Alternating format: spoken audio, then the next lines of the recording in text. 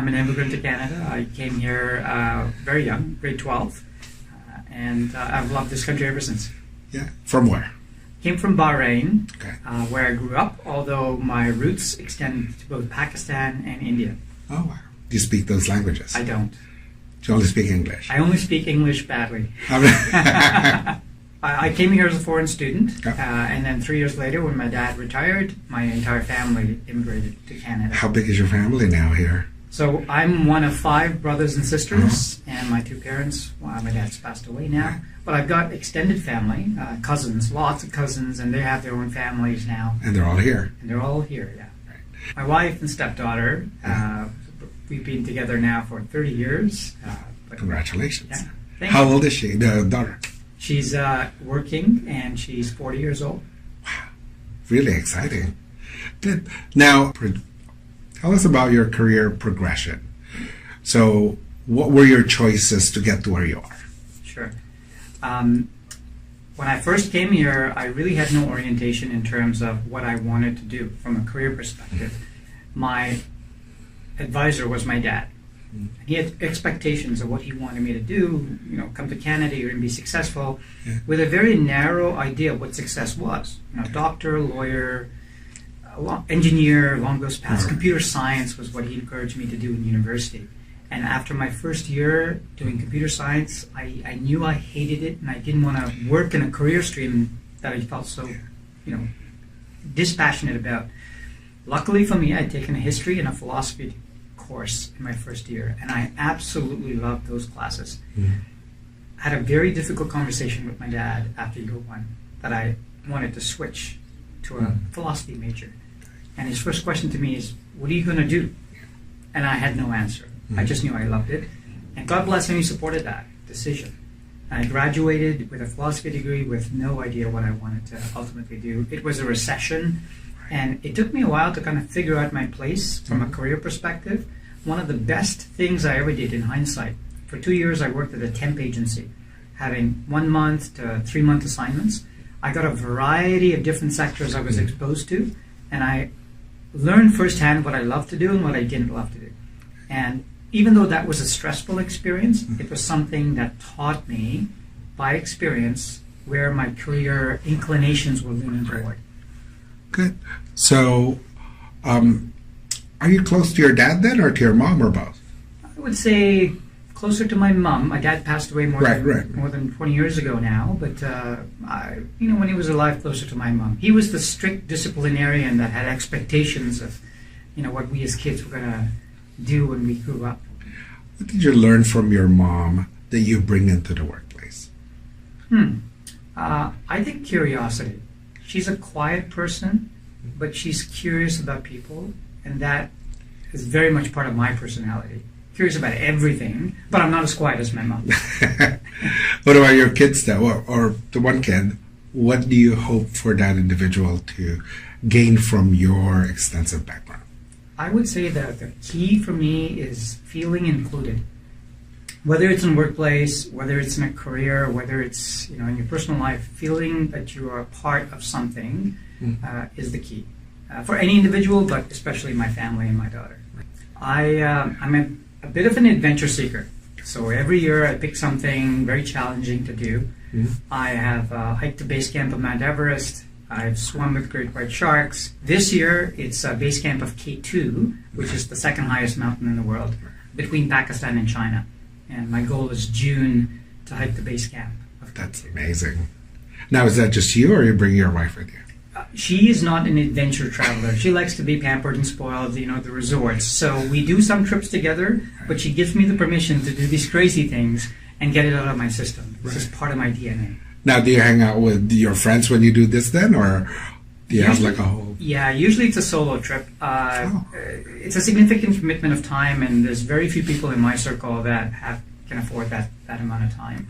They think I'm a bit crazy, but honestly, I think the value I get is when I leave those journeys and I come back to Toronto, it's like seeing Toronto with a fresh set of eyes. Everything is cleaner, fresher. It makes me appreciate the city much more, especially the diversity here, much more than if I were to simply have lived in the city all of my life and never left. So tell us more about this idea of diversity. What does that mean to you, and why is that important? So a few years ago, a mentor of mine challenged me to look within my own network, outside of family, and just see how homogenous that network was. He guaranteed me that there would be same level of education, the people I felt comfortable with, the same maybe ethnicity, probably more males than females. And sure enough, very homogenous. There was this echo chamber that I lived within.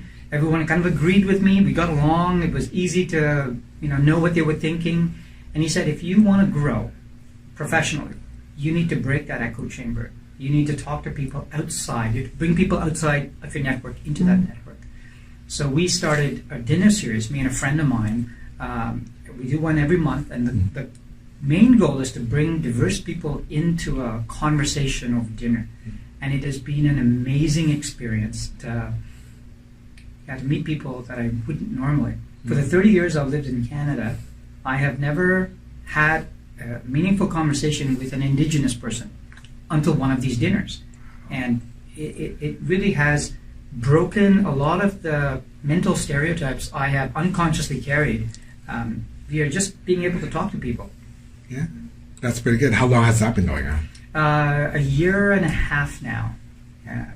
So there's been well over 100 people that have gone through our dinner series. Pretty good. Are there newcomers in this series? Intentionally, yes. The answer to that is I'll have 1 or 2 spots for newcomers. I'm a volunteer helping newcomers integrate into the city, and I find one of the best ways, in fact, the best compliment I ever got was a Syrian refugee who had literally arrived the week before this dinner that he was invited to. And he said, it is so nice to just have a normal conversation that isn't stressed out about bomb blowing off or people talking about your experience in a war-torn country. This was anything but that, and he just felt normal for the course of that dinner. And to me, that feeling included, feeling normal, is a key part of, I think, the success of the diversity in Toronto. So if you were going to have a message to individuals wanting to be in Canada, what would that be? I would say be prepared. One of the things most people coming to the country for the first time is they have a different expectation of what to expect in the first 2 to 5 years. They're well researched. The internet gives them access to a lot of information, but the cultural rude awakening that they go through. I mean, remember, these are professionals from all backgrounds. They're educated people, but that cultural transition is something they all struggle with. And that, to me, is, I think, Canada's job to do, is to better inform newcomers that there are resources to help you through that. But be prepared is not going to be an automatic transition from your professional job in country A into Canada, expecting the same kind of job. Now, if the other way around, they're now here, but they're still new, would your message be different? It would be the same. I would say the only thing they need to do is find like-minded people, like-minded Canadians that are welcoming and can show them the ropes. There are many facilities now that offer mentoring programs, networking opportunities, so take full advantage of those. Many of them are free and federally funded, but those are great tools to use as part of that transition in the cultural aspect of things. What's this wisdom that you want to leave as legacy when people think about who Darrell is? What would that be?